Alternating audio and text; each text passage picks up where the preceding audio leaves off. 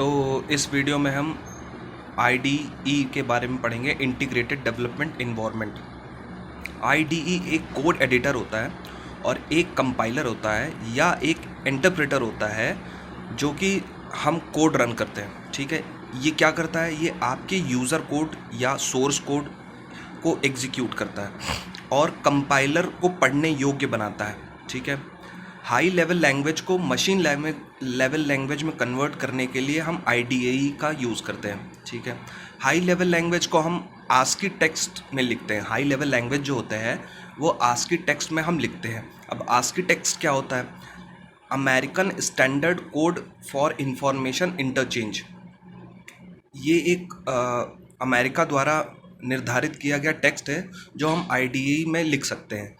अब ASCII code में क्या क्या आता है? ASCII कोड में जैसे इंग्लिश अल्फ़ाबेट आता है, नंबर आता है, स्पेशल सिंबल आता है, ये सब IDE ASCII कोड के अंतर्गत आता है। ठीक है, अब सिंगल लेवल IDE क्या होता है? सिंगल लेवल IDE में क्या होता है कि हम एक प्रोग्रामिंग लैंग्वेज को मशीन लेवल लैंग्वेज में हम कन्वर्ट करते हैं। सिंगल लेवल IDE में क्या होता है? किसी एक प्रोग्रामिंग लैंग्वेज के लिए हम एक ही एडिटर होता है। जैसे कोड ब्लॉक्स हो गया, कोड ब्लॉक्स जो है हम C या C++ लैंग्वेज को कोड करने के लिए हम यूज़ करते हैं। फिर डेव C++ हो गया, डेव C++ में हम C और C++ लैंग्वेज को कोड करने के लिए यूज़ करते हैं, तो उसको हम सिंगल लेवल IDE बोलते हैं। ठीक है, अब मल्टी लेवल IDE क्या होता है? ये कई प्रोग्रामिंग लैंग्वेज को सपोर्ट करती हैं और उन्हें मशीन लेवल को लो लेवल लैंग्वेज में कन्वर्ट करती है, या ये प्रोग्रामिंग लैंग्वेज को मशीन लेवल लैंग्वेज में कन्वर्ट करती हैं। कौन कौन सी मल्टी लेवल IDE होते हैं? जैसे इक्लिप्स हो गया। इक्लिप्स जो है, इसमें इक्लिप्स में हम C++, पाइथन, PHP, जावा, रूबी एटसेट्रा, ये सब जो प्रोग्रामिंग लैंग्वेज है ये हम इक्लिप्स में लिख सकते हैं और इसको हम मशीन लेवल लैंग्वेज में कन्वर्ट कर सकते हैं इक्लिप्स एडिटर से। ठीक है, नेटबीन्स हो गया। नेटबीन्स भी एक IDE है जो कि जावास्क्रिप्ट, PHP, पाइथन, रूबी, ये सब जो है लैंग्वेज सपोर्ट करती हैं और ये लैंग्वेज को हम मशीन लेवल लैंग्वेज में कन्वर्ट कर सकते हैं। ये नेटबीन्स हो गया। ठीक है, एक एप्टेना एक कोड एडिटर होता है जिसमें हम HTML, CSS, जावास्क्रिप्ट और एजेक्स, ये सब जो वेबसाइट लैंग्वेजेस होती हैं, वेबसाइट स्क्रिप्टिंग लैंग्वेजेस होती हैं, उसको मशीन लेवल लैंग्वेज में बनाने के लिए एप्टाना हम कोड एडिटर यूज़ करते हैं। ठीक है, अब फ़ोन लेवल IDE क्या होता है?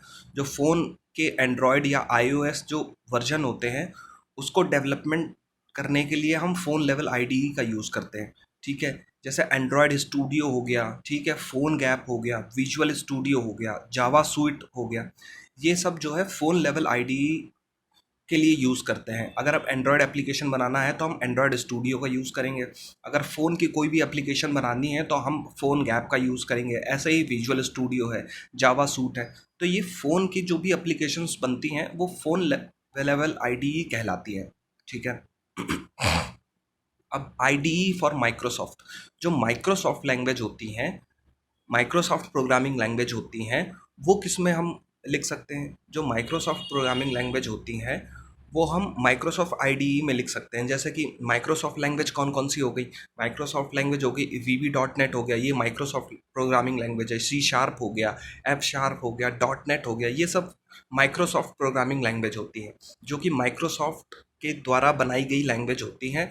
जैसे विंडोज़ हो गया, ये माइक्रोसॉफ्ट की लैंग्वेज में ही बनी है। माइक्रोसॉफ्ट ऑपरेटिंग सिस्टम हो गया, ये माइक्रोसॉफ्ट लैंग्वेज में ही बनी हुई है। ठीक है, अब माइक्रोसॉफ्ट लैंग्वेज की IDE कौन सी होती है? माइक्रोसॉफ्ट लैंग्वेज की IDE जैसे विजुअल स्टूडियो हो गया, मोनो डेवलप हो गया, ये सब माइक्रोसॉफ्ट लैंग्वेज को प्रोग्राम करने के लिए या माइक्रोसॉफ्ट लैंग्वेज के कोड को कन्वर्ट करने के लिए हम यूज़ करते हैं।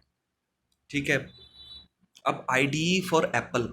अब जो एप्पल्स फ़ोन होते हैं या एप्पल्स के जो ऑपरेटिंग सिस्टम होते हैं उसके प्रोग्रामिंग लैंग्वेज को कोड करने के लिए कौन सा IDE यूज़ करते हैं? उसके उसके एप्पल के प्रोग्रामिंग लैंग्वेज को कोड करने के लिए हम ये नीचे एग्जांपल मिल गया एक्स कोड, एक्सप्रेसो, कोडा, ये सब आईडीई होते हैं जो एप्पल के प्रोग्रामिंग लैंग्वेज को कोड करने के लिए यूज़ करते हैं। अब एप्पल के प्रोग्रामिंग लैंग्वेज कौन कौन से होते हैं? जैसे ऑब्जेक्ट सी हो गया, ये एप्पल का एक प्रोग्रामिंग लैंग्वेज है। शिफ्ट हो गया, ये एप्पल के जो एप्लीकेशन है उसको बनाने के लिए शिफ्ट हो गया। कोकोआ हो गया, ये एप्पल के एप्लीकेशंस बनाने के लिए यूज़ होते हैं।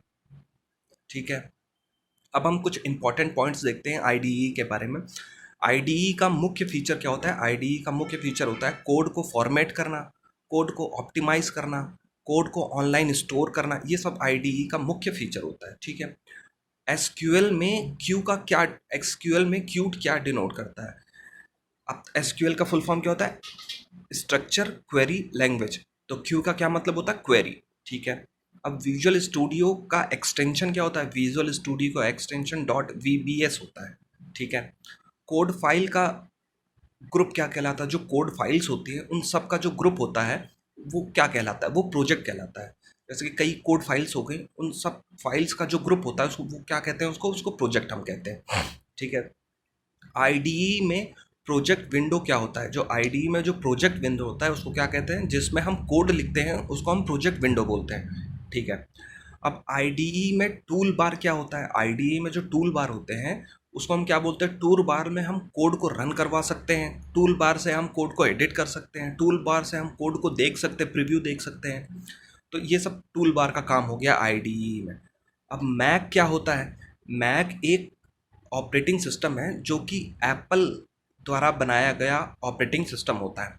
ठीक है, अब iOS क्या होता है? iOS का फुल फॉर्म होता है आईफोन ऑपरेटिंग सिस्टम, जो कि आईफोन के जो ऑपरेटिंग सिस्टम होते हैं, जो आईफोन होता है उसका जो ऑपरेटिंग सिस्टम होता है वो iOS होता है।